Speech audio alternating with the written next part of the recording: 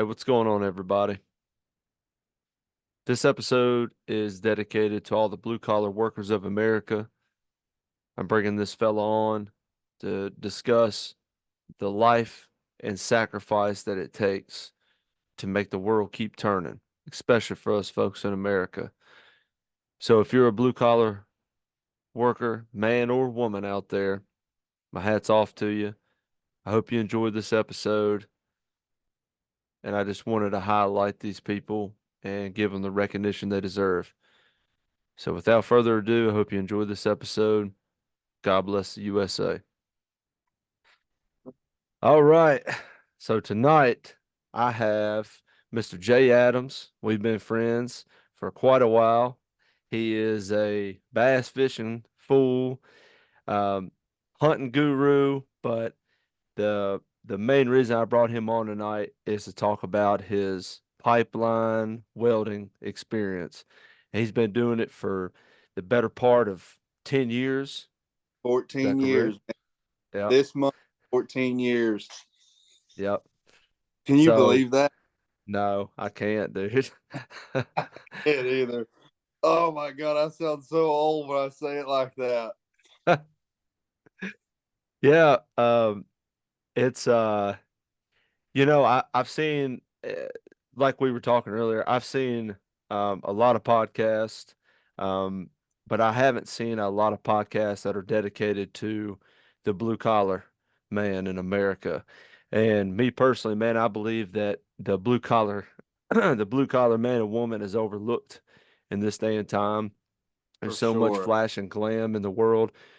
And that's what gets clicks, and that's what propels people to look at those certain videos. And I want to have you on. I'm going to have others on as well, but I want to have you on because I mean, you're literally building America, man. And I mean, that's something to hang your hat on. So yeah, man, I'm excited, man. Thanks for coming on, dude. That you asked me, dude.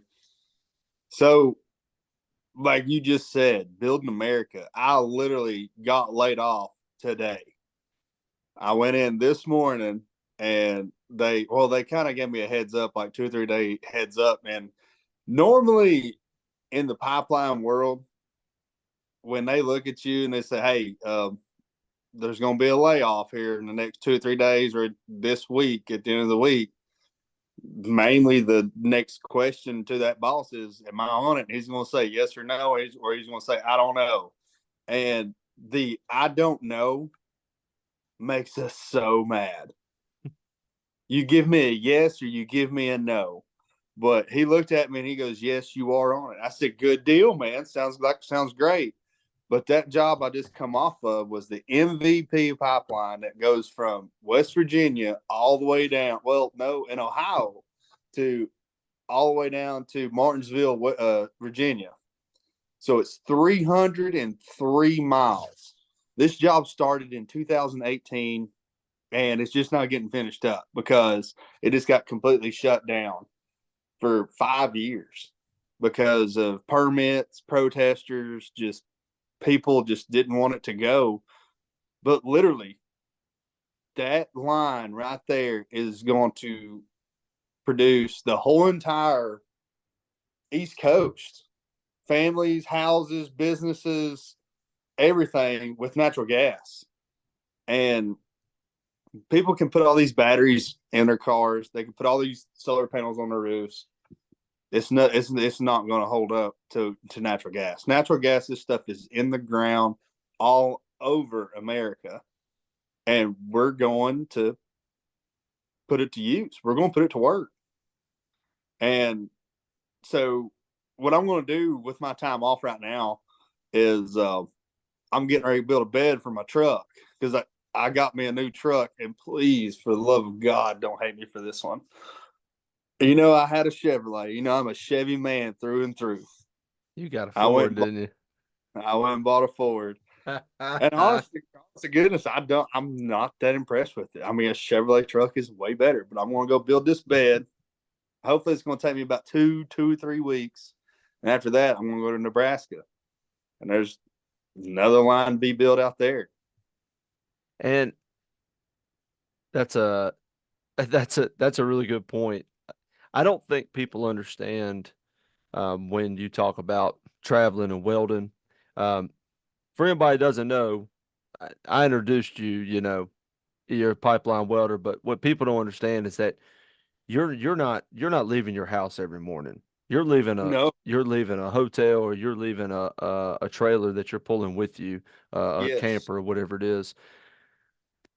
And a lot of these men and women are traveling all over the United States, Oh, Canada, South America, and they're going all over the place to make sure that America keeps running. And I don't think that's why I wanted to have you on, man. I mean, I don't think people fully grasp that concept of how big that spectrum is. it is absolutely. I mean, I don't know the I don't know the right terminology to put it as astronomical. Like it's huge. It's just it's crazy big. There's people. Okay, for instance, I went to Texas, Hyco, Texas, to work in 2019. It was an 88-mile job. It was going to take anywhere from 2.5 to 3.5 months. The guy that was welding behind me, his license plate said Alaska. I mean, it's unreal. And to me, I've gotten to where before I loved it. I loved welding. To me now, I'm just got like, it's just welding, It's Yeah, just another day. But it's not for the faint of heart. I mean, it really ain't. And if you're looking to have a family, the best thing for you to do is pack your family up and take them with you. Because if you do not, I mean, I'm 30. I'll be 32. I'll be 32 in March, and I still don't have no family. And that's the hard part, man. And it really is. Especially, I mean, you pick your family up and you go stay gone at the least for 4 to 6 weeks, and at the most for a year or two. And there's so many people that do that and have great relationships, great marriages, great everything. And then there's guys like myself that just, you hook your boat up and stay in your camper and you go to Minnesota and you work for 10 months. And I'm going to tell you something right now. I would move to Minnesota in a heartbeat. I'd move there tomorrow. I love that freaking state. And people might look at me like, oh, this country hillbilly right here going to Minnesota. Dang no way. Man, I'm telling you right now, those people up there are more country than we are. They just talk with an accent. I mean, they was awesome. But um the the welding part, man, it's a great living, and it's a lot of fun. It's enjoyable. It's I can honestly say when I do go to work, I wake up and know I'm going to a job I love. Everybody says that. and Everybody Jay, does. not a lot of people can say that in this A lot country, of dude. Well, in the like world, not a lot of people can say that. my mom, 39 years in this working for the state. 39 years. She's got 90 days left. And she cannot wait. Like biting at the bit. But when you look at it, when you look at it hardcore, like when you sit there and focus on it, it's a big risk.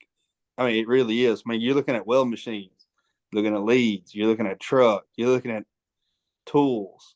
Yeah, you got $20,000 to $30,000 worth of stuff that you're risking to go to work.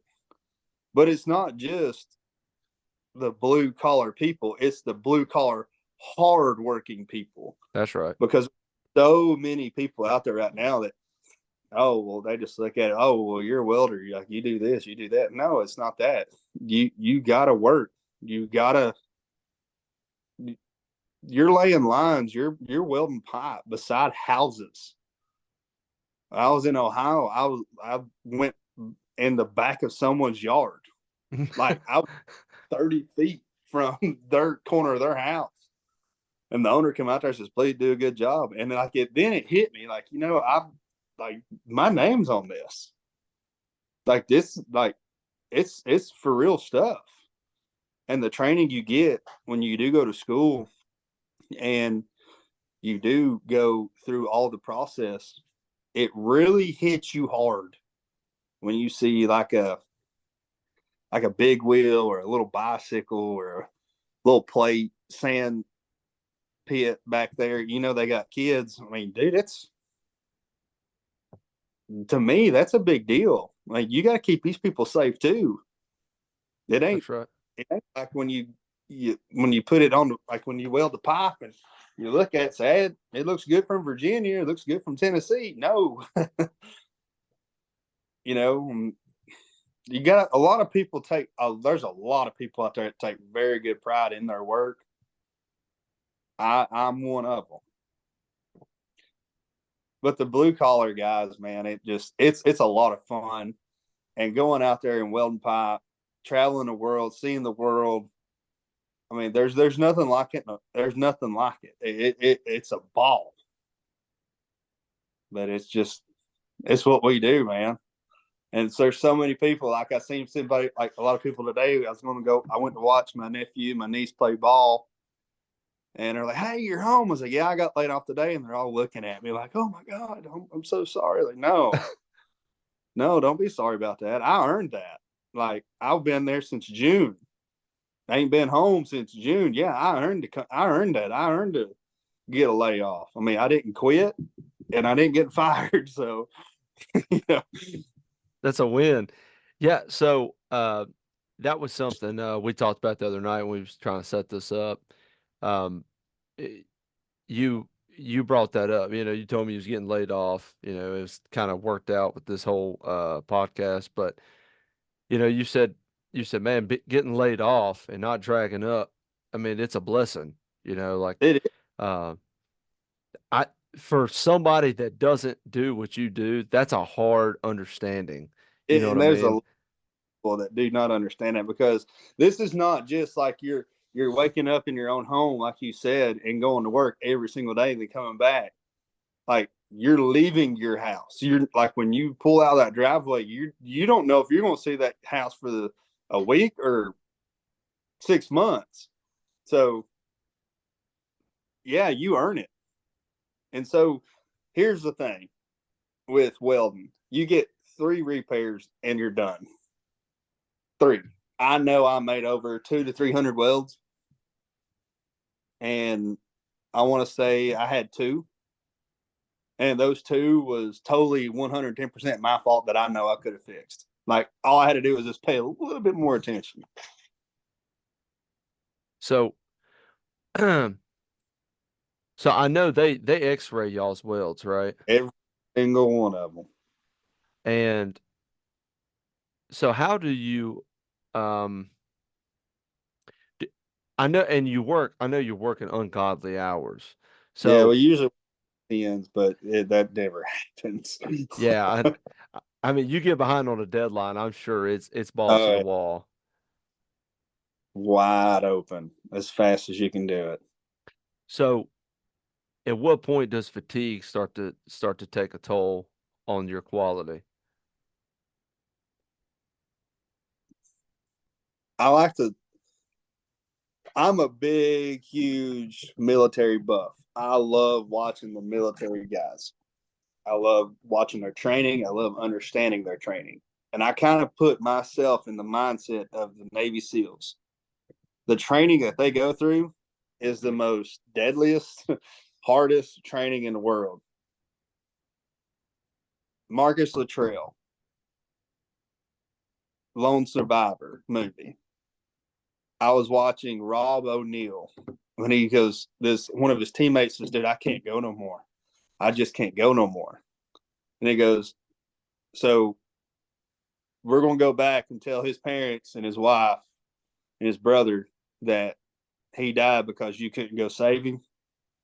He goes, you're right, man. He goes, okay, tell me that in the next 2 minutes because I don't know if I can go anymore. That's my mindset. when I'm down there, and it's 20, or you're looking at 24 hours awake, and you're still going to work, which I have worked. I think the longest I've worked was 32 hours Straight. straight, God. straight. Yeah, it was, and it's nothing to pull an 18, 19, 20 hour day. We've done it so many times, especially on the non-union side. We done it a lot. It was you just knew when it was getting close to layoff time, there was going to be, well, within the month of layoffs, you was going to have a 1 day or 2 days a week that you was going to work 20 hours. And I would say roughly around that 20 hours, you're like, oh my God. I all the Red Bulls I can. I have chewed 3 cans of snuff today. My lips is absolutely just raw. I don't know. I don't know if I can go anymore. And they're just looking at it like, okay, we got to help this dude out. My foreman's awesome. My boss is above him. He's even more cool. We got to help this dude out because I know he's going to help me out when we do this. So you just got to put your minds. It's just a hunt. I just it's just a mindset thing for me. But I'd have to say 18 to 20 hours. That's when I was like, you know, That's a long day, man. That's a long uh, day. that's the time. That's the time you don't eat when you come home. You don't shower. You don't even take your boots off. You just flop down on the bed and just die for about 12 hours. So is it because for anybody listening, Jay has been all over the country doing this. He's been to South Texas, Nevada. He's been up north in Minnesota. So he's been in all types of different conditions. New York, California, North Dakota. Did you say California? I've been to California. California. So yeah, I mean, you've been everywhere, man. So what would you say is harder to weld in? Would it be the cold or the heat? The heat for me. The heat. The heat. It's more aggravating to weld in the cold. But there's so many people out there that will disagree with me. I mean, I'd give it 100 to 1 that will disagree with me because they just hate the cold. Like it's so hard. Like it's hard for them to get out the truck. For me, it's not like when it's hot, when it's 100 degrees outside. Dude, don't count me in for nothing. Yeah. I mean, I I hate fishing in the summertime. I hate it. And the only time I'll go is when it's first in the morning, and then at about 9 o'clock I'm done, and then I'll go back about 7:30, 8 o'clock night fish. I hate it. I hate the daggum heat with a passion. But every once in a while it's nice, so I drop about 40 pounds. And I'm sure we're using South Texas. I'm sure that was hot, man. Oh my god. Okay. And three rivers, that's like down there near the border. I was down there. It was the hottest I think I seen was 115. Oh, Dude, it was ignorant. Like there, and thank God that job only lasted 2 weeks. But to say I was up in Pecos working, and they sent me down.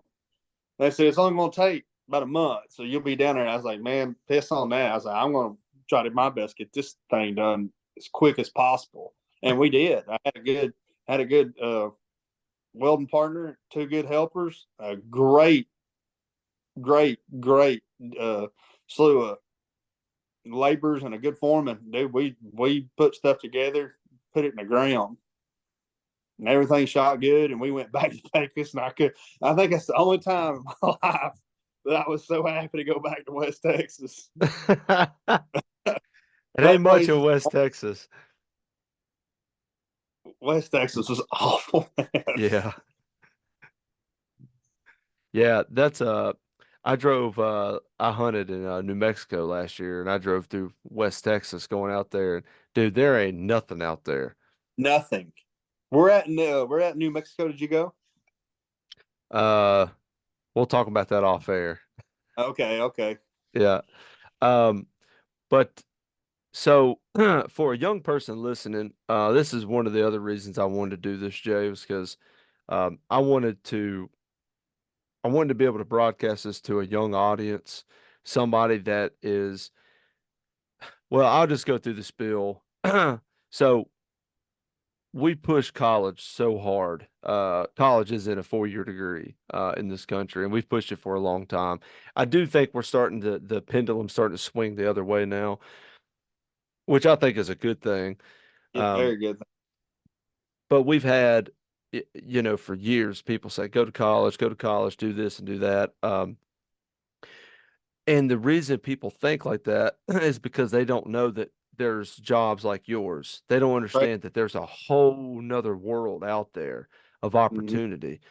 So for a young person that is saying they're like, man, I hate being in a classroom. I don't like reading books. I want to go and do something with my hands. I want to go and make a living and live the fast life and do that.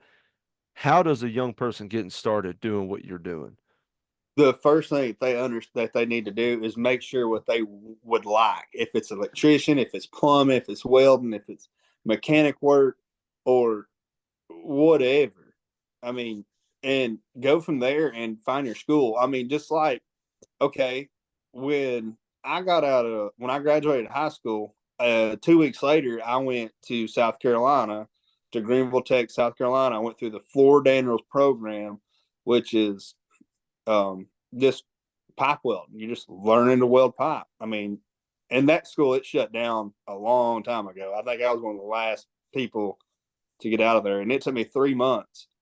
And but there's so many welding schools coming available right now. It's really affordable, and teach you the right ways about working, how it's supposed to fit together, how it's supposed to how do you read blueprints, everything. Electrician schools. I mean, the one thing that I love to see is young kids going into lineman school, because, dude, how many times did you turn your lights on and the light switch worked? I mean, that's a big deal. How many times did you flush the toilet and it It worked? works. That's That's right. another big deal. I mean, there's houses going up all over this country.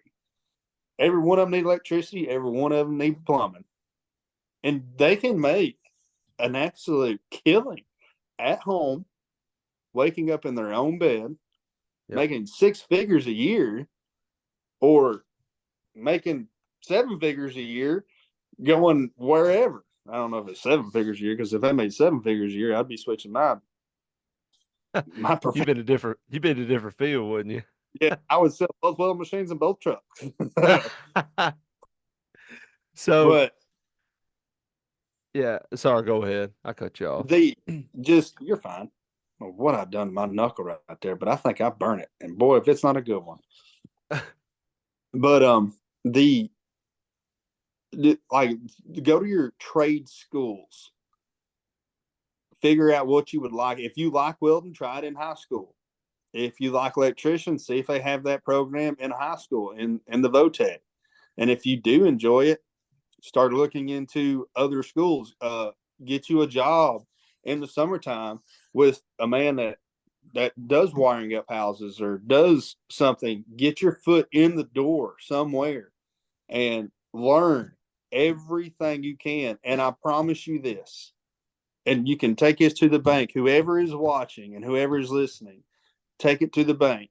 There is no stupid question. And if someone looks at you and says, that's a stupid question, well, guess what? They didn't know it in the first place.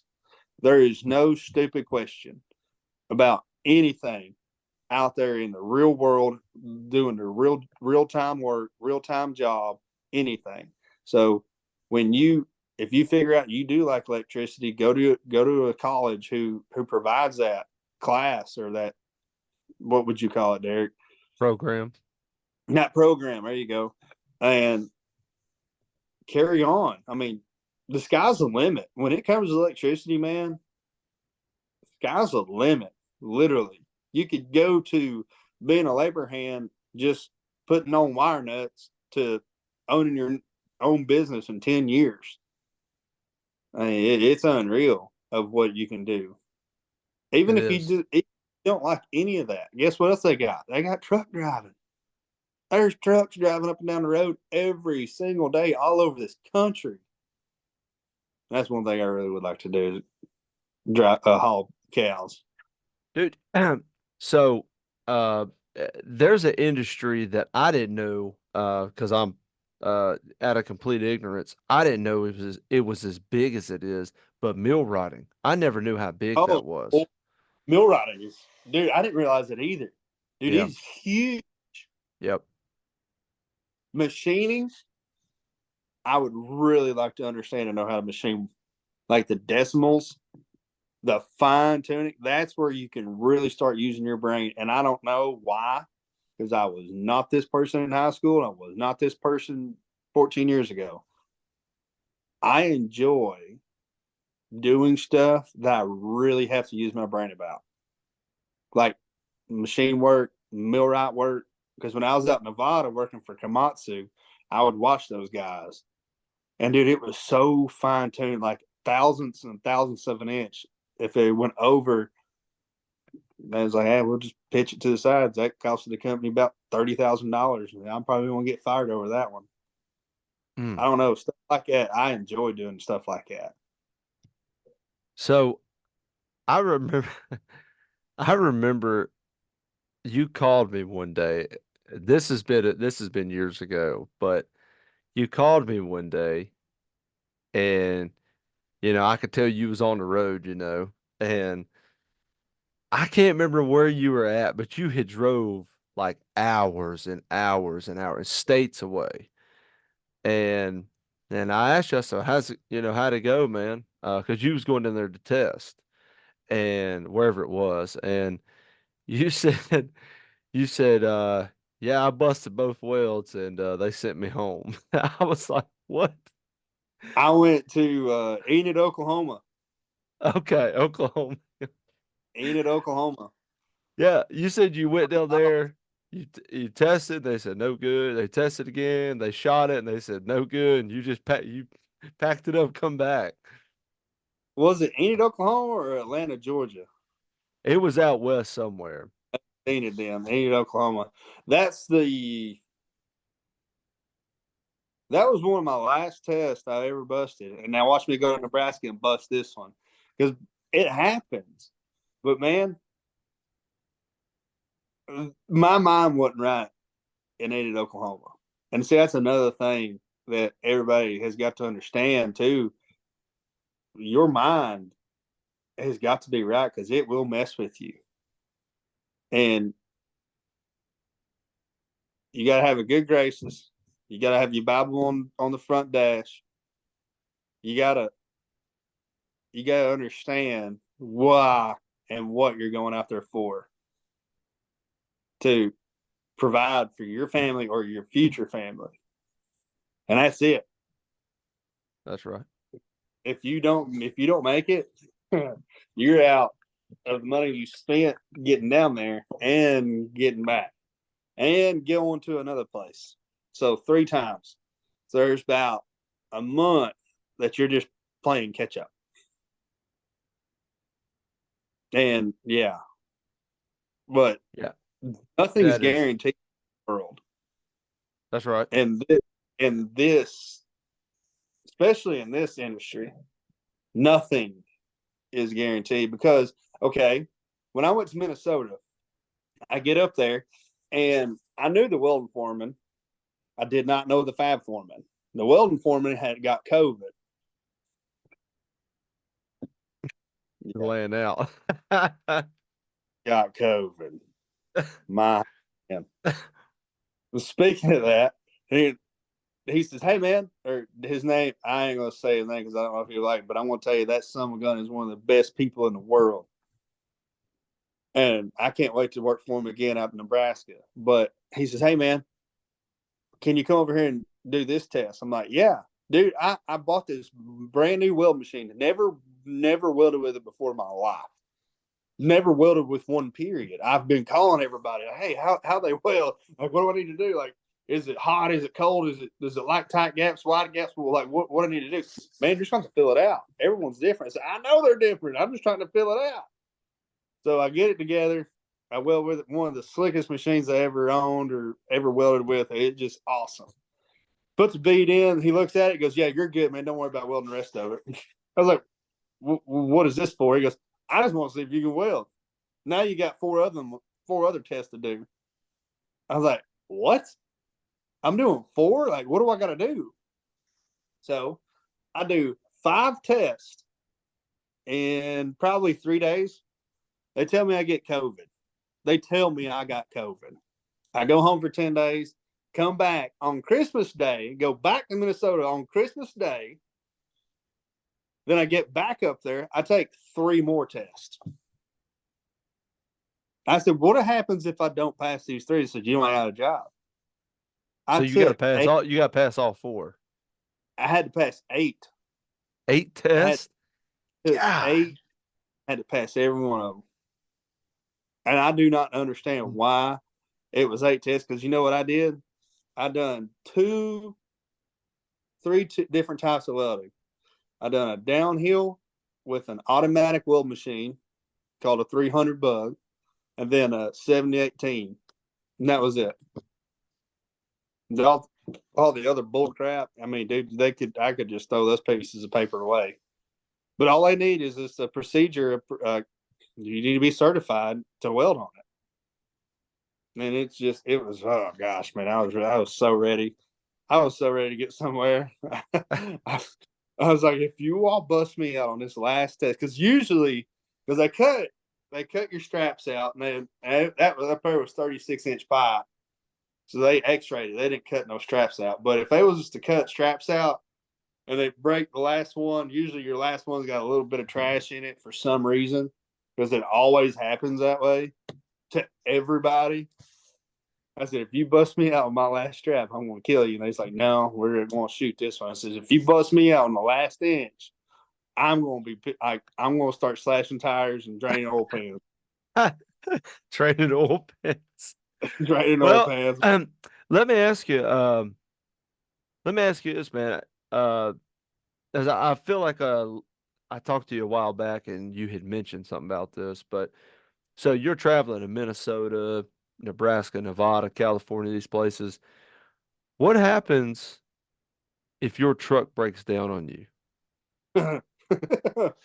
Mine broke down on me last year going to New Jersey. Well, that dude called me and goes, "If you want to come after you get your truck fixed. But if not, you can go into the house." There was a guy when I was going out to El Paso, actually not a guy, there was a bunch of them. When I went out to El Paso, Cody hired, I think he hired 40 welders, and out of those 40, well, out of those, I think he hired 60, but out of the 60, he got to hire 40 straight on. But I want to say out of those 60, there was, I want to say 7 to 12 of them broke down. And he goes, "Man, if you can't get here tomorrow, I don't need you." I mean, and you just, like, you've seen it out there. It's absolutely nothing. There's nothing around. Like, Nothing. you can't, you can't, there's nowhere. It's 150 miles either way for a tow truck to come get you. Yep. And normally when a tow truck comes and gets you and they see that you have a 40-foot camper on the back, they're like, "Dude, I can't. What are you thinking?" And that's the truth. Like, you either going to make it or you're not. So one of the number one things that I tell everybody that's wanting to get in this line of work, do not go out and buy a brand new truck, but get you a reliable vehicle. And me, period, this is me. If it ain't brand new, I ain't buying it. Because everybody looks at me nowadays and says, "Man, why'd you go buy a brand new truck?" I was like, "Well, how much is a truck 2 or 3 years old with 50,000 miles? It's the same daggum price. Same price. Yep. If it's not the same price, you're paying $5,000 less. Why?" With 65, 70,000 miles on it. Exactly. and it's just like this Ford. The only reason why I bought it is because it had a lifetime warranty on the powertrain, and if it didn't have that, I'd be driving a Chevrolet, which I still wish I'd be driving a Chevrolet. But So having so if you good and good transportation and a good running weld machine. If you have got to work on your weld machine, every time you fire it up, they don't need you. They will not what have you. so what do you do, Jay? So you broke down wherever you were at out there. So what did you do? I mean, you got a 40-foot camper back there. What do you do? I literally like it was the exhaust fluid, the DEF, Hmm. um, filters and catalyst converter. Um, I God, I hope I don't wish that on my worst enemy. That was the worst. I don't, man. That was awful. I've heard I, nothing but nightmare stories from about that death fluid, man. and but granted, I had 180,000 miles on that truck, and it went out. It lasted a whole lot longer than I thought. But I uh I was in Carlisle, PA, and when it broke down, I got off the interstate, pulled into a Chevrolet dealership. They fixed it that day, or they worked on it that day, and the next day I got out, headed down the road, got 8 miles down the road, same thing happened. Mm. It was the DPF filter, and I was down the road 8 miles and had to turn back around and come back to them. They said, "Man, there's not one in the United States. There's not one in the world that we can get." Says there's actually one in Japan, and it won't get here for another week. I'm like, well, Mm. that ain't worth crap. This is the only best thing I can tell you to do is delete it. I said, do y'all know anybody around here? They said, go ask this person. And that person said, go ask this person. That person said, go ask this person. And that person said, yeah, man, I can do it. And I pulled that son of a gun in there. And me and that dude, we rode around town and we had us a ball. I mean, he took me in like a best friend and got back and he goes, all right, you're good to go. I was like, what? 7 hours later, I said, okay. And I called my boss and I said, hey, dude, I'm on my way. He goes, come on, we still need you. Stay up there for 1 week. For 1 week Work. for that problem. And I was like, I didn't even make my freaking money back. Like, I spent more money Yeah. getting up here. I remember talking to you. That's what it was. I remember you told me you said I didn't even come out even on that deal. No, I didn't. So you were talking about you know breaking down and everything. I got a funny story for you. I did a St. Jude's benefit hunt in Savannah, Tennessee, several years ago, and I went down there, went to the landowner's place, looked around, started coming back down the road, because we meet with the kids we're taking and stuff. I come down the road, dude, and my truck just started shaking bad. I'm running probably 60, 65. I was like, my God, what's going on, And check engine light started flashing. And I'd never seen that before. And I was like, man. So I Googled it, and that's like a universal code for misfire on spark plug. Of So course. I Googled, thank God for a smartphone, man. I was like, I gotta find a shop around here, and because I'm like 8 hours from the house, so I go in there and I pulled in there, dude, and these guys were so good, man. I mean, they were just about to close the shop down, and they were just sitting there, just hanging out, and I pulled in there and I apologized. I said, man, I'm so sorry. It was on a Friday too. I said, man, I'm so sorry. I said, man, I said, I'm hours from home. I'm doing this, St. Jude's hunt down here. They was like, oh yeah, and it's a big thing down there. So they knew about it. And it's like, oh, they was like, well, pull in here. And it was second base. So I pulled in there. And dude, they called their buddy over there at Advance Auto or Riley's or whoever it was, and they got the parts and come back and dude, they got me tuned up. I mean, fixed up right away. They put they tested it and they was like, oh, it's cylinder 2 and 5. And they was like, that's what, was giving you issues. And I was like, both of them? It's like, yeah. Well, before I left, I dropped my truck off at my mechanic here at the house and I told him to check his spark plugs. Well, when they didn't seat they didn't seat the wire back down on it all the way and it was causing some issues. So anyway, I'm they surprised got it all you got that fixed and do what? far. I'm surprised you got that far then. Yeah, well, where I was at, I was on that landowner's place and it was pretty rough, so I'm guessing it must have rattled them loose a little bit.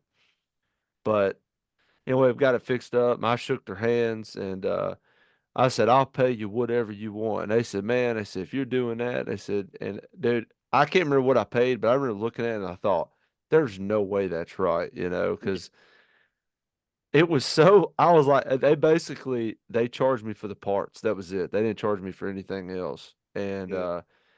dude, I And shook their hands and I said, dude, I said, y'all are some good people, man. And, I got a picture with them. I still got it on my phone, but got a picture with them and I did a review for them on, Google and, put a big shout out there for them. And, cause they saved me, man. And dude, there is so many good people left in this world, man. I mean, and it was so funny because one guy, they were both, it was just two guys, and both of them were going to this fish fry somewhere down on the river down there.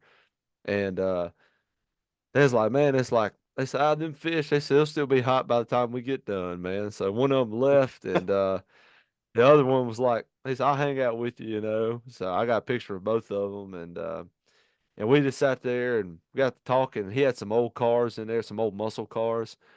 He's like, yeah, I still run them down here on the drag strip, this and that, and man, I mean, traveling around like that, you meet some of the best people, man. the You really people, do.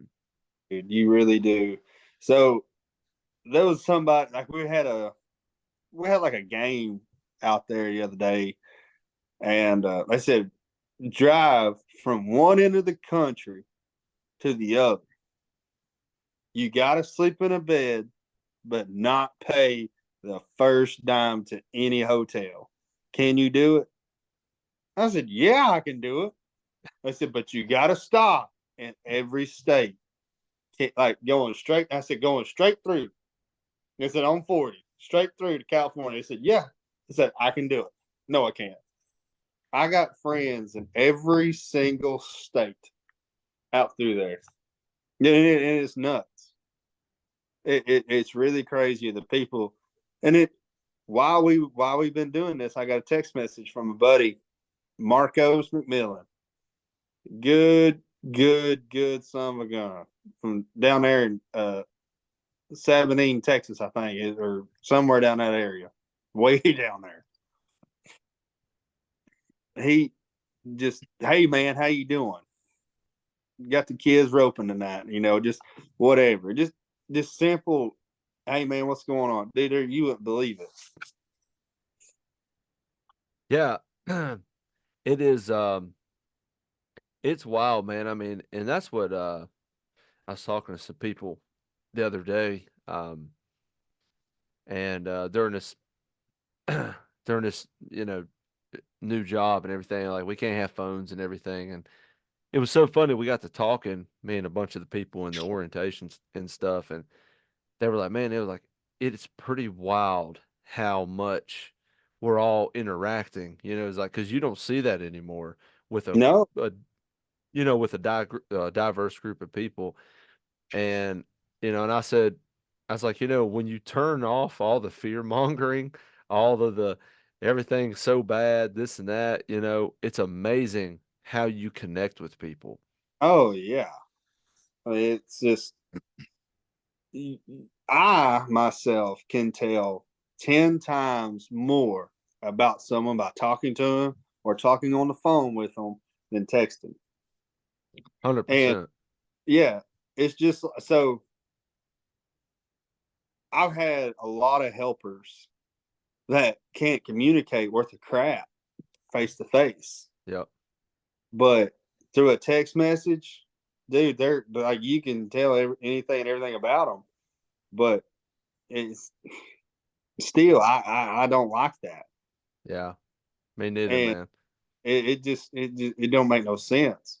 And it okay, I'm gonna probably way out of my bounds right here, but even meeting a woman, I mean, if I can't call you, I'm not, we're not talking. Period. I mean, but That it is kind of it is what it is. I mean, it's just like what you was going through. The same thing happened to me when I went to Minnesota for the second time. My my brake stuck, and I didn't know it. And I went off in Madison, Wisconsin, on your truck or on your trailer? on my truck, Oh. and my brake stuck on my front passenger side. And when I got off on the interstate, when I got off to get me a hotel or whatever, I heard my brakes rubbing. I thought, man, what? Like, is that my brakes? So they stuck, and this was Christmas night. Mm. And the next day's the 26th. I found a little garage that was open for half a day. And like you said, man, they stayed up. They stayed open. I pulled in there. They stayed open till 3 o'clock for me, just for me. And I paid them. And they said, man, we go down to Gatlinburg, Tennessee all the time. And they goes, yeah, we go down there. I said, man, so my house is open. Here's my name. Here's my number. And here's my address. Yep. When you come back down, you let me know, and I'll make sure my house is booked, so you Yep. can get in. It so it really honestly, man, as a man of faith, it makes you just appreciate God even more, man. It Oh, really does. I mean, so there, people look at me all the time. Every time when I get ready for a weld, we fit it up, and then we got to preheat it. During that preheat process, I get down on one knee and I say a real deep prayer every single time. And I'd missed it one time. Well, guess what? That one time I got a repair. Dude, I'm telling you, he works in so many mysterious, amazing ways. And when that right there happens, when you do meet uh, good people like it does make you appreciate it so much more. It does. It does. We yeah, I mean I think about just traveling around hunting, just meeting people, public ground. I mean I mean it is so wild to me, man. I mean it's just like, I hunted last year. Um I worked with this guy for 10 years. And anyway, long story short, he was like, "Hey man," he's like, "I got some family land, down there in Middle Tennessee." And I was like, "Oh yeah." So we got talking about it, and I pulled it up on maps one day, and I looked at it and I went, "My God." I said, "Dude, I bet y'all are loaded with turkeys." He said, "Oh, they're everywhere." And he told me, he's like, he said, "We see thousands of them." And I went, "I'm sure, I'm sure they're there, but I doubt there's thousands of them." Uh, yeah, I'm So with you. I hunted, I left last spring, hunted Kentucky with a buddy up there. Another wild story. Worked with this guy. He ended up leaving the company, and long story short, hunted with that guy. We ended up killing 3 turkeys. Left his house, drove down to Middle Tennessee that night. Got up next morning, killed a bird. End up meeting these other guys. I was given this phone number to like some guy that kind of looks over the property. And this guy pulls up there, and he said, "You kill one?" I said, "Yeah, man." I said, "I got one." He was like, "Yeah." He said, "Man," he said, because we had talked, on the phone and everything, and told him I was coming down, um, and we just got to talking. And this guy was ex-military. He just got out of the military, younger guy, and I shook his hand, thanked him for his service, and dude, we sat there for 2 hours, dude, and just talked on the tailgate. Just he had been watching over his and ended up they do this thing for veterans. They do like it's a nonprofit thing they do, and we just got to talk. And I told him, I said, dude, I said, give him my card and everything. I said, hey, I said, y'all need somebody to donate calls or whatever. I said, I'll come down and guide for you. I said, I don't care. And and dude, we bonded right there, man. I mean, it was just he was such a nice guy, and he didn't know me from Adam. I'm in there hunting on. It wasn't his place, but I mean, he had all the hunting rights to it. And I mean, it was just to me, it was so amazing. And I told him, I said, dude, you are a good guy, man. You really are, All because of that little bit of camo, that turkey camo. That's it. Just turkey hunting, dude.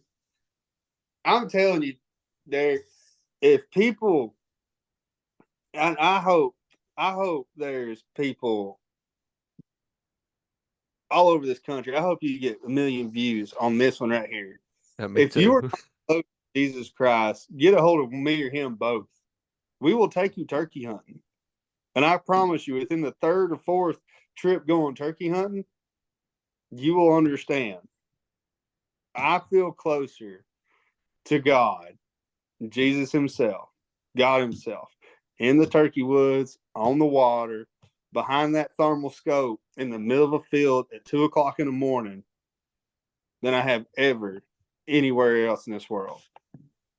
Yep. Man, it is that, and to be 100% honest with you, that's where he found me. I mean, and it Yep. is, man. It is. It's unreal. It's great. And there's one thing in this world that I love to do more than anything. I love hunting, I love fishing, but I love this more than any of it. And that's taking a kid hunting or fishing. I Absolutely. love it. And I've been telling some of my sister's friends that I would take their kids, and I have not got to do that yet because of work.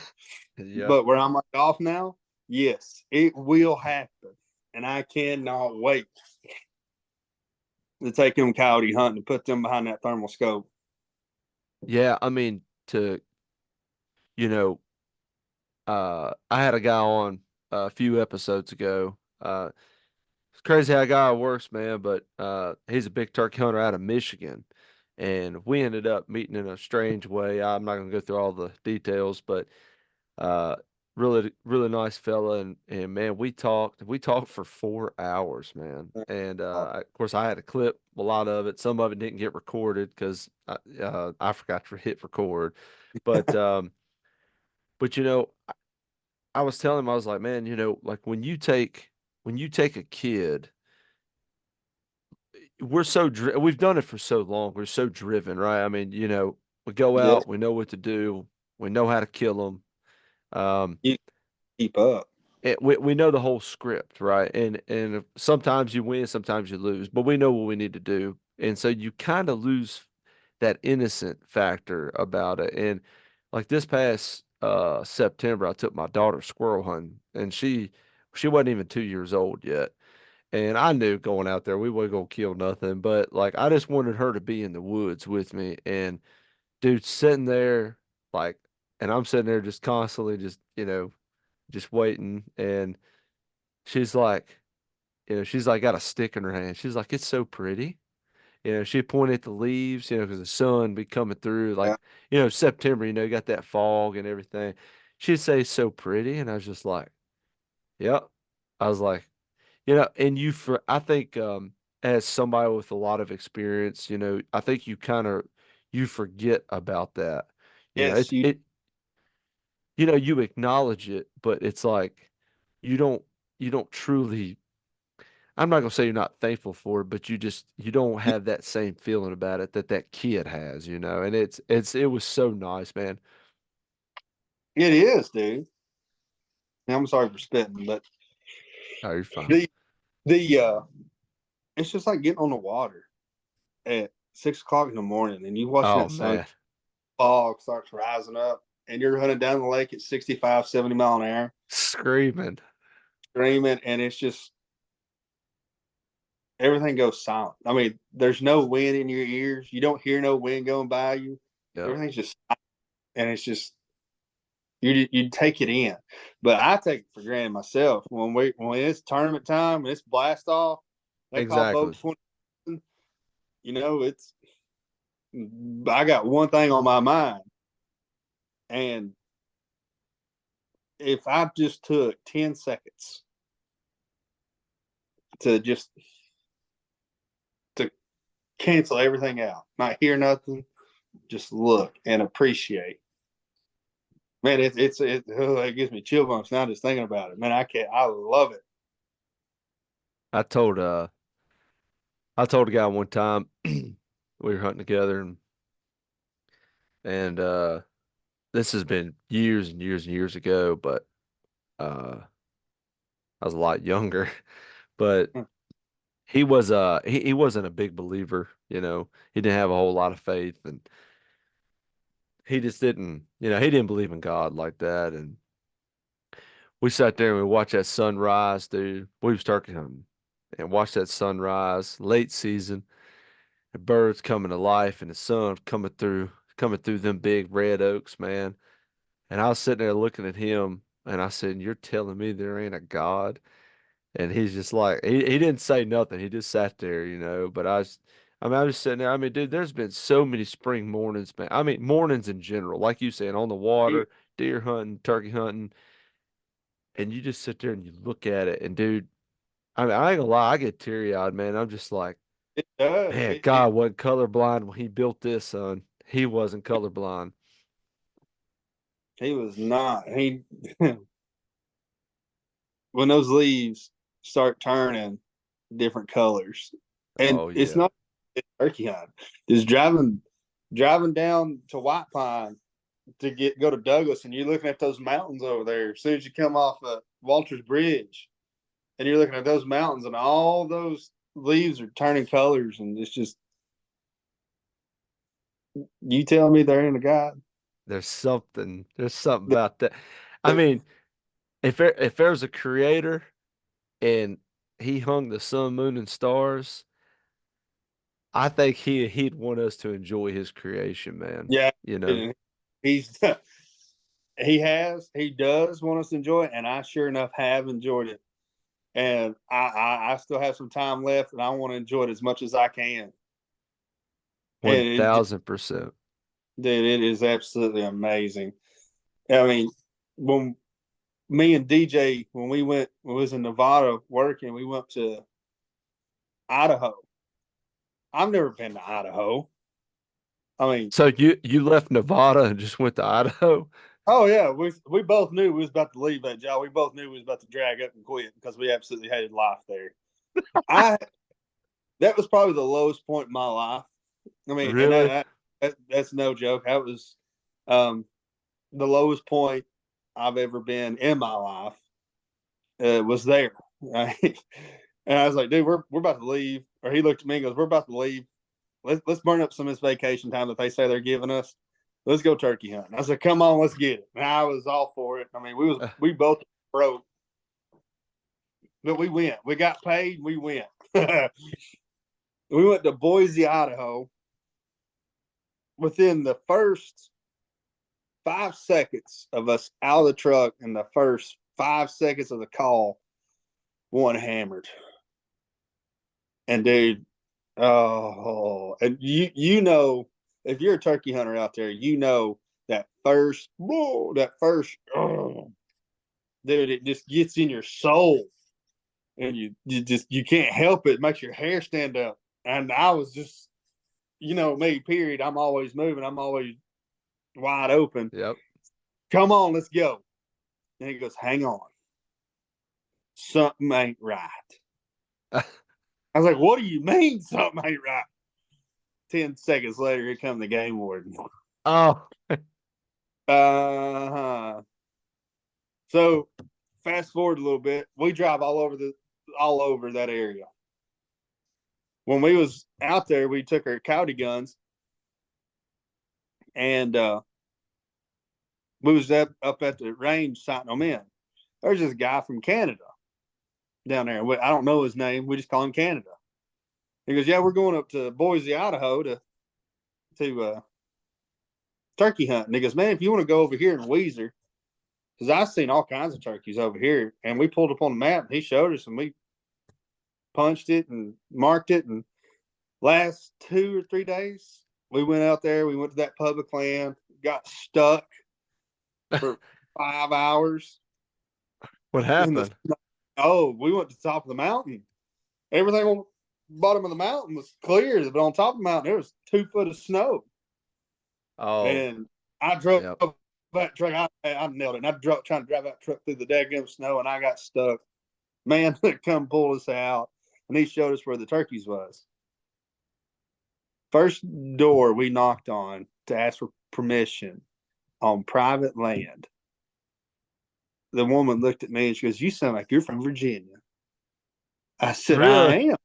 I am." Matter of fact, says, "I live in Rogersville now, but," and she goes, "Oh yeah, so I got family in Kingsport." No Are joke. you kidding me? We got there. We asked 7 people, and we got 6 properties. And within 2 days, me and him both, we killed a bird. And to this day, that was probably the most fun I've ever had turkey hunting. But you talk about some of the most beautiful country in the world. Oh, oh yeah. When that sun does come up or when that sun goes down, dude. I mean, there's not. I'd move out there tomorrow too. Dude, so wild story. We were in actually Washington. Um, and I talked to a lady out there. Oh, excuse me. And we were in Oregon, Okay. and I talked to a lady uh at the we stayed in a hotel out there, and she said the same thing. She said, "Where are you from?" And I told her, I said, "Well, I'm from Virginia." Um me and my buddy were out there, and I said, "We're both from Virginia." She said, "I know that accent." And I was like, "Oh, okay." She said, "I've got family in Coburn, Virginia." I was like, "Are you serious?" She was like, "Yeah." I was like, "Yeah, I'm not gonna say where I live at, over the Yeah. internet," but I was like, "I know exactly where that's at." And she was like, "Yeah." So we started talking. Long story short, I knew some people in her family, like indirectly through some people. I knew Okay. of them. And she was like, "Yeah." She was like, I'm kin to someone." She said, I moved out here, got married, this and that." Dude, we sat there for 15 minutes to talk, and finally I went out there, got in the truck, and my buddy was like, "What took you so long?" He was afraid that, we was getting charged for something. But I tell you, man, it is a crazy world, man. I was just like, dude, I'm freaking 2,500 miles from home. I was like, this is crazy. Unreal. It's just like I went to Alaska and seen somebody I knew up there I worked with. No joke, really. Oh, here's another thing. You know how I told you I was in Hyco, Texas, and that guy behind me welding, he was from Alaska. He had Alaska license plates. Yeah. So I got to talking to him.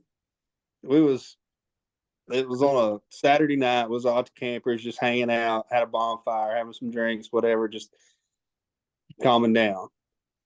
He I said, "Man, what part of Alaska you from?" He goes, "Sterling area." I was like, "Oh, really?" I said, "I just got back from there, really."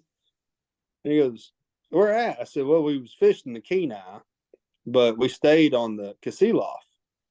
And he goes, "Really?" I said, "Yeah." He goes, "You know how you go over that little bridge and take that hard left to go up to the Kasilof, like to get up to there?" He says, "You stay with Alaskan Widespread, right?" I said, "Yeah." He goes, "Okay, you know how you take that left and then you took that right about after 2 miles?" I said, "Yeah." He goes, "Then if you there's a sign there that says a funny river." I said, "Yeah." He goes, "I live on a funny river." Says, "I'm the only house up in there." I said, "Are you kidding me?" Literally 3 miles from his home, like his house. It's just it's unreal of the people you meet. And I just for that reason, we stayed in touch and kept friends. Isn't that wild, man? It's real, man. I love it. It was funny. I met some guys in South Florida. First year I went down there turkey hunting, and met these guys, and we were all at the same parking spot, and come out roughly the same time. Anyway, we were sitting there talking, um, and it was weird because we knew of the same people, but we didn't like know each other.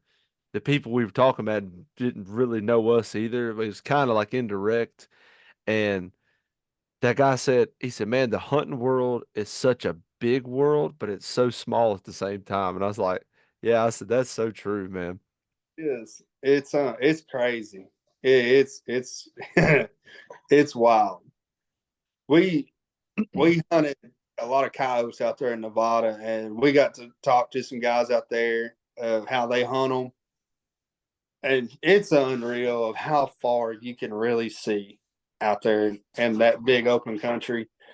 Um, my helper, well, not my helper, but a guy that stayed with me up there in Virginia, up there in Pembroke, he's from Colorado, and I was telling him where we was going to go. The first year I've ever put in for the late or the first rifle season for elk, I Mhm. got Really? last year. Yes, I never put in for it in my life, and then I put in for it and I got it, but didn't get to go because I was working. But he goes, yeah. He goes, and he was sitting there just telling me because if you go right here in this little area, says you should be able to. I said that's where we was going, like on Unit 41 or something 72. I can't remember. He goes, yeah, right there in this area. So that's where a lot of people do really good. And I started calling my buddy and I was talking to him. He goes, yeah, that's where that man told me. Hmm. And it's just crazy. Everybody knows some of the same spots in the same areas, more or less the Yeah. people. But it's unreal, man. I love it. It's just the traveling part for the welding, the hunting, the fishing, dude. The fishing. When I was up there in Minnesota, I went to Mille Lacs, and I could not wait to see Josh Douglas. He's Is a that is that how you say? I've always called it Millie Lax. Is it Mille Lacs? Mille Lacs. Mille Lacs. Okay, that makes a lot more sense the way I was saying it. Dude, if you have never been, if you want to, that was a bucket list for me. Me, yeah, me too. Me too. Go up there and smallmouth fish, dude. Oh my god, In that clear water. you can see 30 foot, dude. I know, yeah. That's what I've heard. It's stupid. No, I don't want to say 30 foot, but I know you can see every bit 15. We went to me and my buddy over here, right lives right beside me. We went to New York. I actually quit a job to go fishing up there. I was in Tennessee, and he called me. He goes, "Hey, we're going to St. John's River or St. Lawrence River tomorrow morning. You want to Oh go?" man. I said, "Give Yeah. me 10 minutes, and I'll call you back." And I really wasn't going to go. And while I was taking that phone call, they told me, "said that there's a cutout." I said, "Because you're going to cut that one out." I said, "You can cut it out, but I'm not." I rolled my stuff up, and he goes, "Where are you going?" I said, "I'm leaving. I'm out of here. I'm going fishing." I called him back, and there we go. I'm on my way, brother. I'll see you here in the next 7 hours. Yeah, and you know, Jay, it's so funny, the way it's like where I'm traveling so much right now, back and forth, with the job and everything. It's so funny. Like when I talk to people, like when I travel out of state or whatever, and I go, it's 10 and a half hours or whatever. And like they look at me like I'm crazy.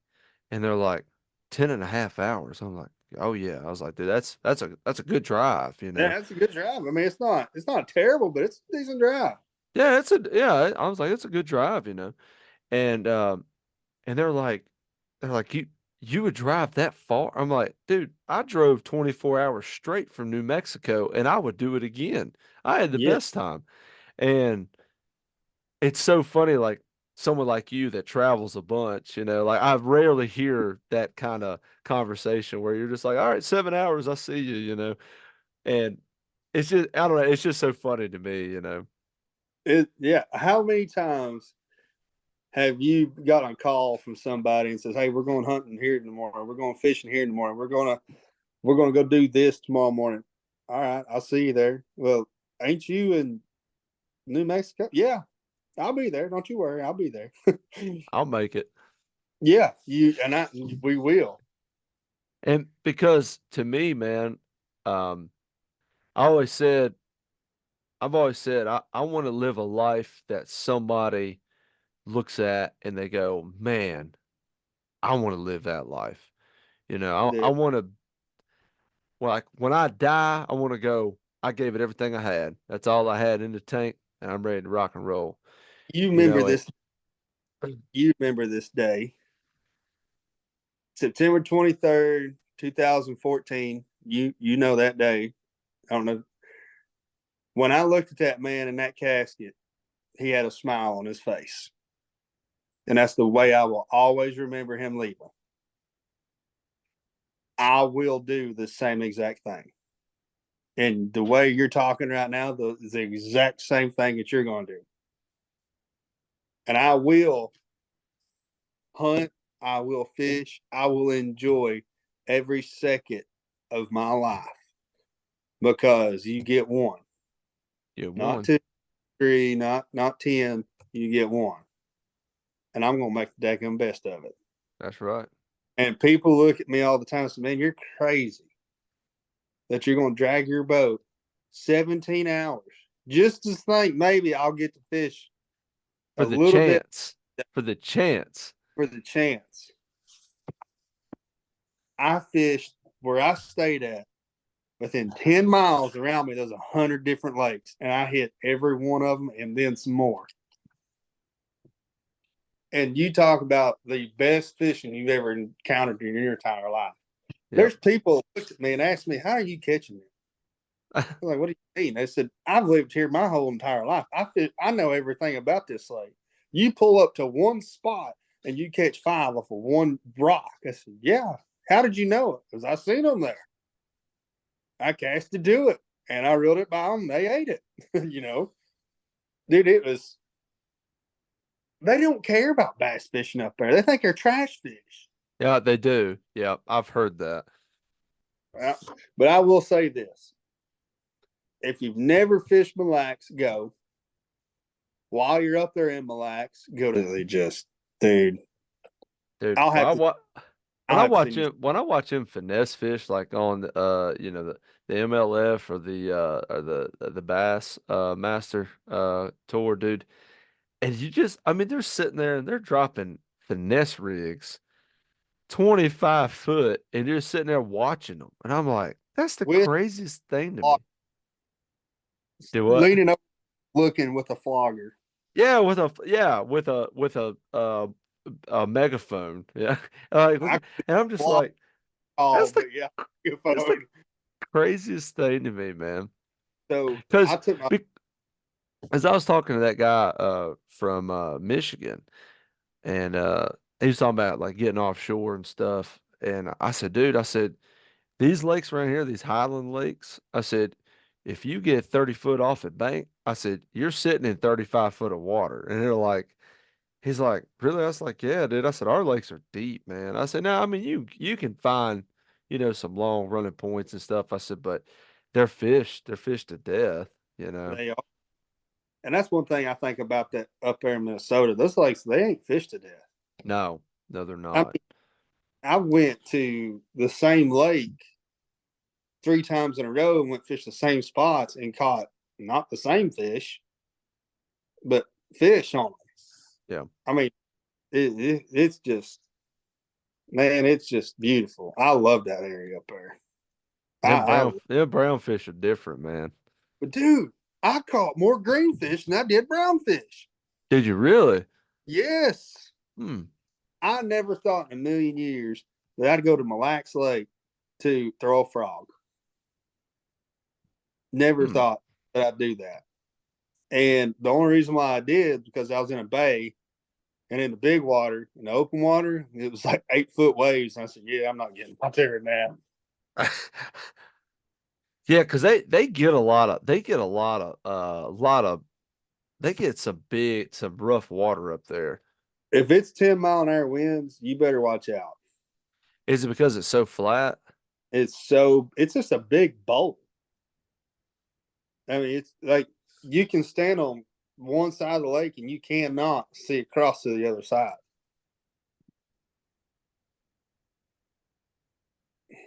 So that's what they said about Okeechobee. I was coming up from South Florida last year. I stopped in there just to look at it. You know, that's another lake I want to go fish. Uh, Um, but that's what they said. They was like, man, they said the waves out here get so rough because it's just so flat. You know, and I mean it's huge. You know, Okeechobee's huge. so here's the question: how close are you to your world slam?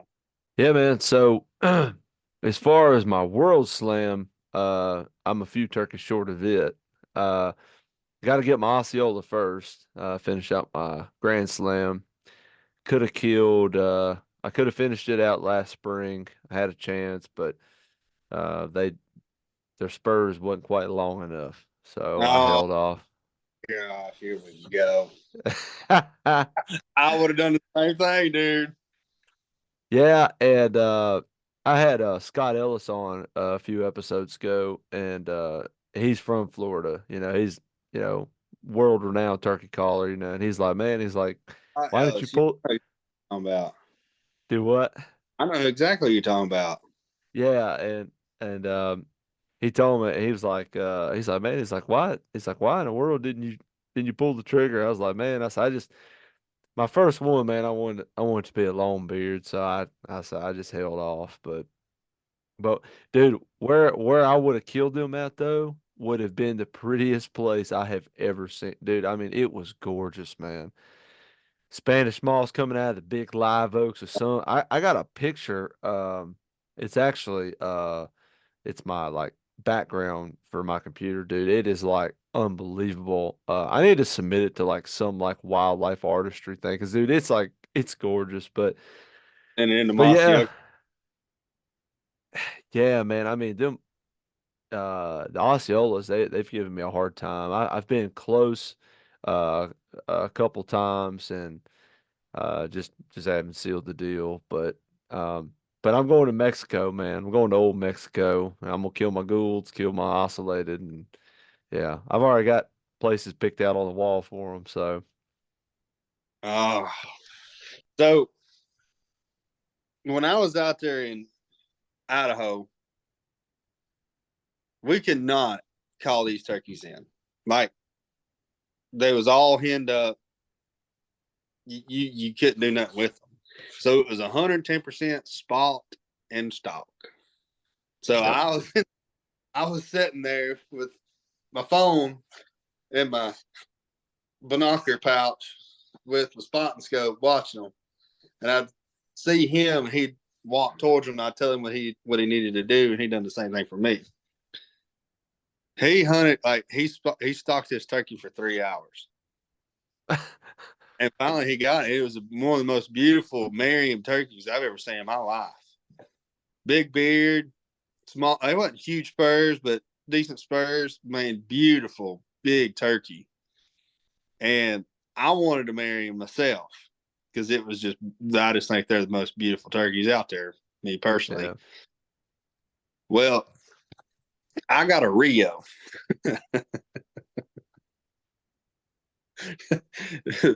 Sorry if I just start cracking up or laughing when I tell you about the story on mine, but he done the same thing for me.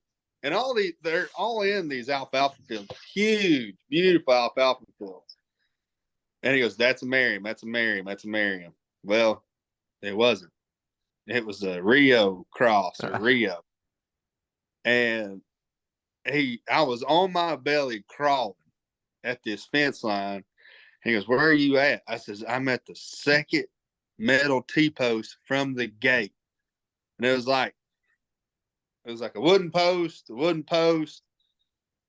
a T-post, metal, or it was a T-post, wooden post, T-post. And he goes, "Jay, that's like the fifth post up from the gate." So yeah, he goes, "Dude, stand up and shoot him. He's right there, like 10 yards from you. All you can see is his head." I said, "Dude, hang on here." He goes, "If I tell you to shoot, get up and shoot." And that's exactly what he did. As soon as he got done telling me that, shoot, shoot, shoot, shoot, shoot. And I got up and I'm shooting this turkey on the run. And I finally hit him. I winged him what I did. And out there in Idaho, they got these irrigation ditches, Yeah. and these ditches are deep, like 10, 15 foot deep. That turkey is flying through this ditch, and I was like a quarterback throwing a football. Man, I let him. I landed right on him, and I sunk that shotgun in the mud, and I sunk my head around his neck, and I'm screaming, "Ah!" And when I did that, man, I stepped on his fan, and when I pulled him up, all the half the fan come off. And Oh dude, man. I, oh, I was so excited and so happy and so pissed at the same time. But man, my hat's off, and I want to thank every one of those landowners that gave us permission to hunt. I mean, we had an absolute ball. It was a blast, and I couldn't wait to get out there and hunt, and I can't wait to go back because they told us to come back at any time. But I got a Rio and an Eastern, and I really want to go to Florida and kill some. It's a Florida is it's a different world, man. I mean, I hunted South Florida and you go down there and I mean, you know, I guess it depends on where you're at. I mean, where I was at, I mean, I was walking in, 12 inches, 12 to 18 inches of water all day.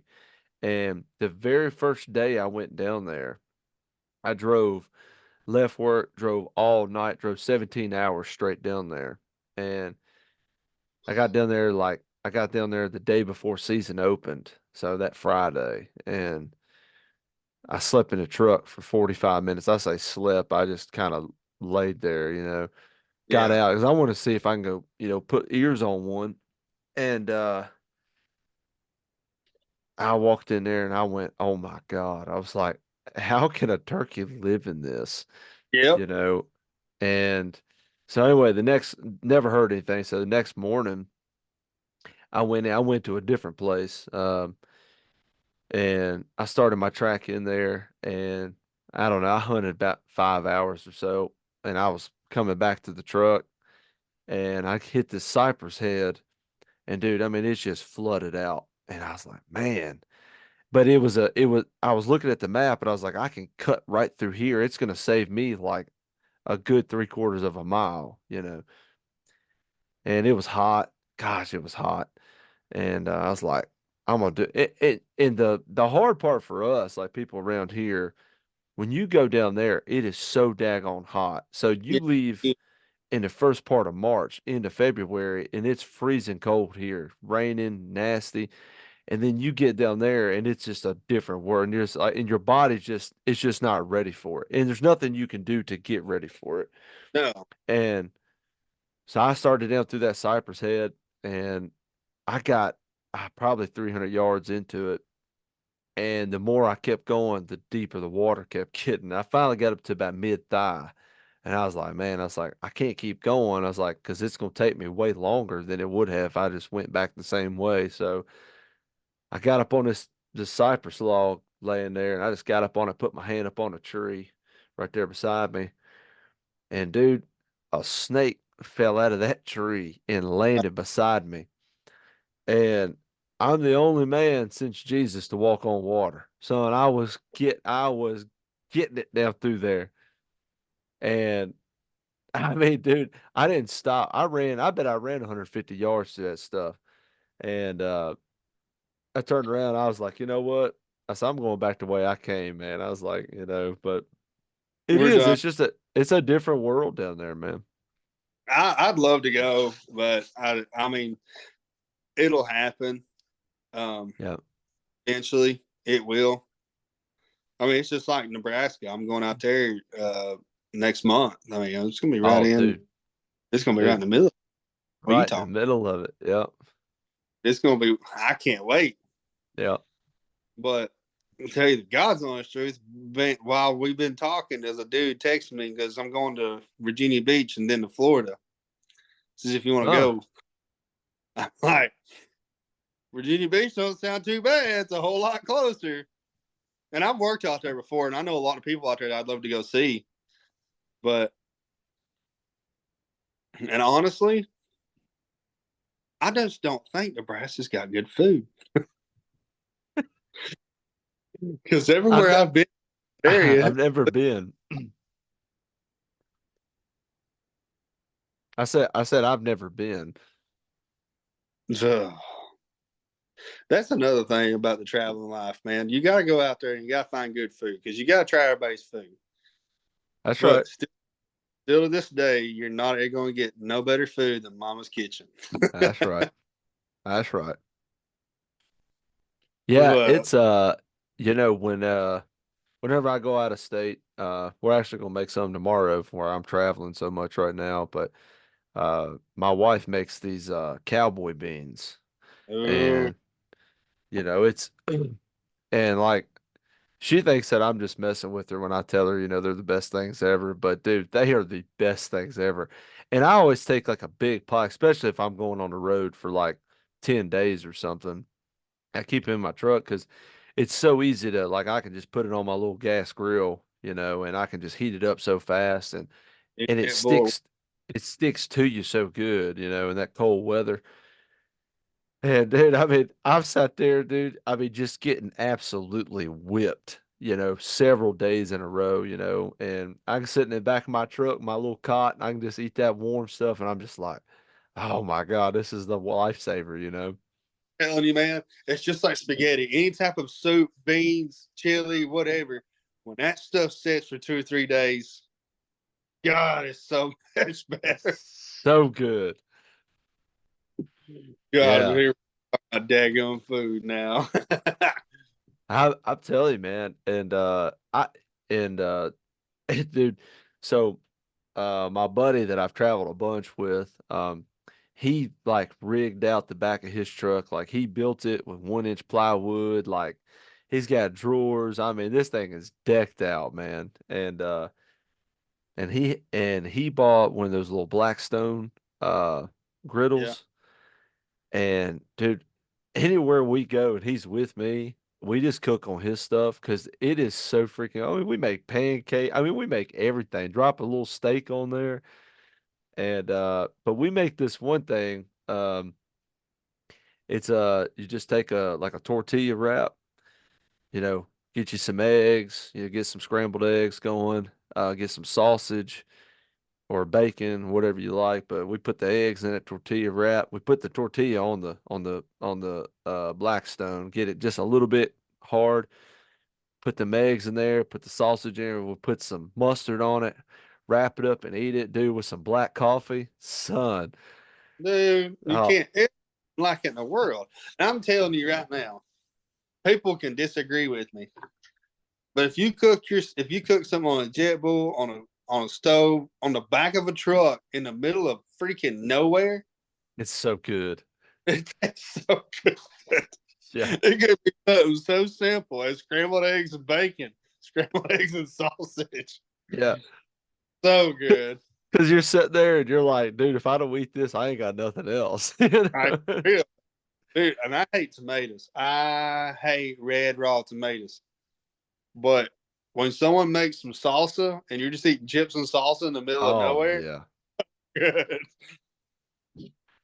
Dude, we went to I can't remember which state we were in, but we flew out there. I can't remember where it was, but and we always, like you said, we always try to hit like the local places, like just to, try them Mama, out. If we have time, most of the time, like unless like we're leaving the airport, we most time don't have a whole lot of option, because we're, you know, in the middle of nowhere. But there was this like local chain, kind of like Pal's is around here. It was a local chain, and we went in there and they had like the 19 like 95 like menu, and I was like, oh dude, this is about to be so good. And we I can't even remember what it was, but it was kind of like a wrap. Dude, this thing was like this screen ain't wide enough, dude. It was ginormous. And the lady asked us, and she was like, do y'all want to basically supersize it, get the larger, combo size? And we're like, oh, absolutely, we can eat that. Dude, me and this other guy, two grown men, could not finish it. It was so good. So we went there, hunted 10 days, turned around, came back, got it again. And it was the same lady in there. And I told her, I was like, that is the best freaking food I have had in forever, you know? Because it's cool, man. It's cool to go like wherever you're gonna go and just have dude, we were in California several years ago. Uh anyway, turned into this biker bar and I was like, oh, we were starving. We're like, man, it was on our way back. We drove hours, you know, looking. Anyway, pulled in this biker bar and and and I asked the bartender, I said, hey, do y'all have food? And she said, yeah. She pointed, there's this little old lady in a corner and she had a crock pot. And dude, we ate out of that woman's crock pot. And dude, it was so freaking good. Just sitting in it, like, and everyone in there was like super cool, man. I love going to those places like that. Just having those. I can't remember where it was. I know it was in Texas. We went. We was going to work. I can't remember the road name, but it went from Crockett to somewhere else. I can't remember. There's this gas station had one pump. It sold 87 gas, That's no it. diesel. That's it. And I just I wanted a cup of coffee. And then I got in there and she goes, I just made biscuits.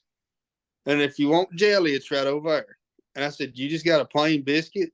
And she goes, I got homemade jelly right over there. And dude, the homemade jelly didn't click until I seen the mason jar. I was like, oh, wow, this is going to be good. And I do not know what kind of jelly that was. To this day, I do not know. But if I could go back just to buy that one jar, I would. I'd spend $100 on that one jar of jelly, and I would share it with everybody. And I would have some professional taste testers come in to tell me what that is, so I could mass produce it. Because, dude, it's freaking amazing. Dude, it could have been cat turds for all I know. I don't know, but it was awesome. And And I that, mean, oh, it is pretty wild. Just yeah, I've been around guys like in camp and stuff, and they'll like have some concoction, and like we ate. This was a couple years ago. I was at a buddy of mine's, and he was like, I can't remember what he called them, but he's like, "Have you had?" It was like poppers. He's like, "Have you ever had these poppers?" And I was like, "No, I ain't never heard of it." And he made it was with elk meat, oh, and yeah, and he made these poppers, jalapeno poppers with elk meat. I had never had anything like that, and I was like, dude, we pulled them things off the grill, son. I was eating them as fast as he could pull them off, and I was like, my God. He's like, he was like, son, he's like, you gotta slow down. You know, he's like, you go get sick, and I was like, dude, that's the best freaking thing I've had, you know, in a long time. I was like, that's good, man. I love them. And it's just like, did you ever make you the pipeline potatoes? The No, cut ups? Oh my uh-uh. gosh. It's just a concoction of crap. I mean, literally. It's just a concoction of a little bit of everything. And it's just potatoes with in a aluminum pan and you just throw it on the grill and just let it do its thing. And dude, oh my gosh, they're so good. I Dude, mean, I bet y'all eat so good on the road like that. they're so fat. We get so fat. I remember when I left North Dakota, when I left here on Christmas to go to Minnesota, I want to say I weighed roughly around 210. When I left there, I weighed 185 because we done nothing but work. Yeah. And I didn't eat at all. I left here in June to go up there to work. I'd say I weighed roughly around 200, 210. I bet you I weighed 230, almost 240 now, dude. I've gotten fat. So tomorrow morning, get my hind ends doing. Going to, yeah. Lauren, my sister, she's already called. Go ahead and pop that one, bleep that one. But she's already called and said 7 o'clock in the morning. I'm like, oh my gosh. I said, yeah, I'm going to sleep in one day, but then about 8 o'clock, 8:30, yeah, I'll be there. Yeah. Um, yeah, it's I tell you what, man, traveling around, um, going to different places. I'm not gonna hotspot them, but just going to different places that get a lot of heat on the news and stuff. Like I pulled up a US maps one day at work, and these people they was like, "Oh man, you're gonna go out there? It's all this, unrest." I was like, "Dude," I said, "Let me show you something." I pull up a map. I was like, "You see that little dot?" And they're like, "Yeah." I'm like, "Do you see that ginormous landmass?" They're like, "Yeah." I said, "I don't think I got anything to worry about." And like their face is like, "I never even knew that." I was like, "Yeah." I was like, "Man, you gotta turn the TV off, man." I was like, "That stuff's not." I said, "They're telling you like they're trying to, do some fear mongering tactic on you, so you just keep watching and you're just scared to death." And I was like, and I told him, I was like, if the end of the world was coming, do you think they would have a commercial break before they told you? I mean, like, Hey, for they're like, real. they're like, "Hey, this is so bad, but first, a word from our sponsor," and then they come back, and I'm like, and it's just, and I'm like, there's the United States is such a beautiful place, man. It is so diverse. You see some of the most beautiful country in the world. I hunted in New York and went up there and killed a bird, and people are like, "You went to New York?" I'm like, "Do you know Yes. how big the state of New York is?" And they're like, It is freaking massive. "It's massive." And like I showed them, I was like, "Do you see that little dot right there?" I'm like, "Yeah." I'm like, "That's New York City, the biggest city that we have in America, I think." But I was like, that doesn't, I was like, "You got to take that out." I was like, "You got to look at the, like, what America is, you know?" When I went to New Jersey, man, I did not like that area where I was at because it's still flat as crap up there. But there's one hill, and when I got up on that hill, I could see New York City. It was a long ways off, but I could see it. And I started talking to some guys that worked up there before, and I said, "Man, South Jersey is so much better." I said, "Really?" I said, "Yeah, it's all farmland." I'm sitting there thinking, "Really, this flat?" I want to figure out getting coyote hunting. Ah, And just there's so much wildlife everywhere you go, and so just much. oh my gosh, it's insane. People up there was pretty cool though. So, like not all of them, but some of them. I about went to jail up there, man. I've never been to jail anywhere in my life, but what I'm about to tell you, I about went to jail for pumping my own gas. Really? Yes, I got out pumping fuel in my truck. And this dude walked up and goes, "Hey man, I was going to let you know, as I can tell that you're not from here." He goes, "But you can't do that." I said, and I just looked at him and I just got off work. I said, "Dude, do not sit there and tell me what I can and cannot do." Okay. And because he just kind of rubbed me the wrong way. And he goes, "No, it's the law. You can't pump your own gas here in New Jersey." So is it like a union thing they have up there? I have no clue. Huh. But all I know is that he goes, "If you don't let me pump your gas, is I'm going to have to call the cops." And I says, "And trust me, you're going to jail." I said, "Are you freaking like, dude?" It just blew my mind. But I was like, "Okay, have at her." So I got in the truck, sat there, and he goes, "You wanted to fill it up?" I said, "Yep, sure do." So And they had people working at the service station there? yeah, so what Huh. you would get out, like you when you pull up, you hand them your card, they'll swap it as credit. You know, so you ain't Hmm. got time in, and they just how much you want. And if they go over 1 cent, they have to pay that. Oh, If they go, really?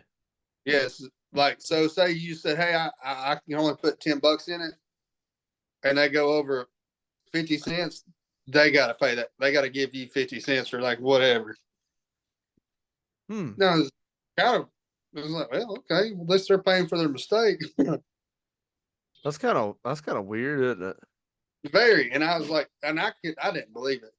I, I still can't believe it, but Hmm. it's true. I've Good heard job. I can't maybe it was somewhere maybe Washington or it was somewhere on the West Coast, but it might have been Oregon, somewhere out there, but they had outlawed people pumping your gas. And like they showed like videos of people like shortly after they passed that bill and people was like holding like the nozzle upside down. It was people like drenching themselves with gas and so it must be a thing, you know.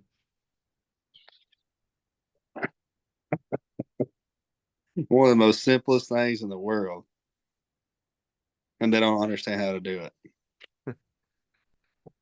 I'm Yeah. good Yeah. now. Yeah, I about got beat up a couple seasons ago, turkey seasons ago. We were in I can't remember where we were at, somewhere out of state. And anyway, we were in my truck and pulled up and it was like this old like country like service station, you know. I mean it looked like something out of like the 50s, you know. I pulled up there and I started pumping gas and they didn't take card or nothing, so you had to pay in cash and my buddy jumps out and he's gonna go pay for it. And I'm sitting there pumping gas by myself and there's two pumps there. That's it. And I'm sitting there and uh this guy hollers at me, pulls up in a truck behind me and he goes, "Hey buddy," he said, "You think you can get out of the way?" I looked at him and it was this old guy and I was like, I'm still pumping gas. I'm like, I'm not getting out of the way. I'm like, what are you talking about? You know? So I went back to, doing whatever I was doing and anyway, the gas finally, it finally fills up and I set it over there and I'm waiting on my buddy to come out of the store and I look up and I see him finally coming. He paid for it and this guy walks over to me. The guy gets out of his truck, starts walking to me. He walks up to me and I'm not gonna repeat it because I'm not gonna cuss, but basically he said, why don't you get out of the freaking way? Yeah, And I turned and looked at this guy, and he had one hand like behind his back.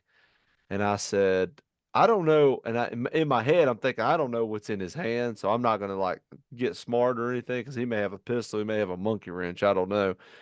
So I just kind of, I saw, I said, all right, and I'm not gonna go into some details of what happened, but anyway, so we pulled off and the gas station clerk was like, "What's his problem?" And then we're like, "I have no idea," but I mean, he had room to get his gas. I don't know what he was doing, but don't you love people like that? yeah, I mean, they're everywhere, right? I mean, It but doesn't- Where you go in this world, they're everywhere. they're everywhere. So, And I think but on the that flip side, there's still a lot of good people in the world, oh, though. definitely. But I am that one person because I do have a diesel truck. If you have a gas car and you pull up to the diesel pump, I am that person to come there and sit there and just honk my horn at you until you. So if you just have somebody behind you honking their horn, just beep, beep, beep, just it's me. Because there's 17 other gas pumps and no one else. Yep. Yep. But man, I'm gonna hop off here. I appreciate you coming on here tonight, dude. I had a good time, and I think I think the message that is being conveyed here by you talking about experience, I think it's gonna help some younger person somewhere that's trying to figure out life.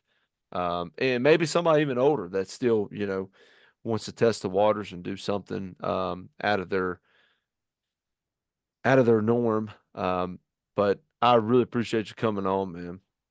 Hey, I appreciate you having me. And dude, if it helps one person, if it helps one person, it's a success. That's right. Um, I mean, be confident, know what you want to do, and once you figure it out, I mean, dive in, man. Dive in, y'all, and get after it. And if you do see me out on the road or whatever, holler at me, wave at me. I'll be more than happy to talk to anybody.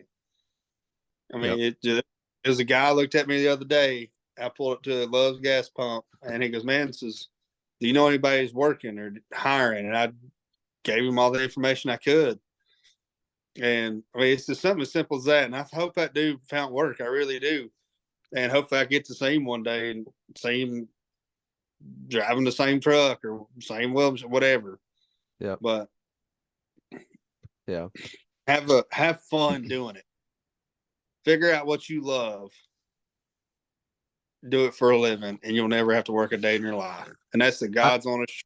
that is so true. I know people have said that since the beginning of time, but if you really enjoy what you do, it doesn't matter what you make. You know, in your case, uh, you know, pipeline welders, like you said, I mean, make a really good living.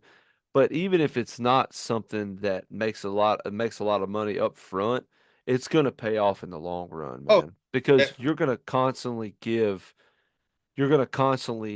give more effort than is required because you enjoy doing it. And in the long run, it's gonna end up being a payday for you. Oh, yes.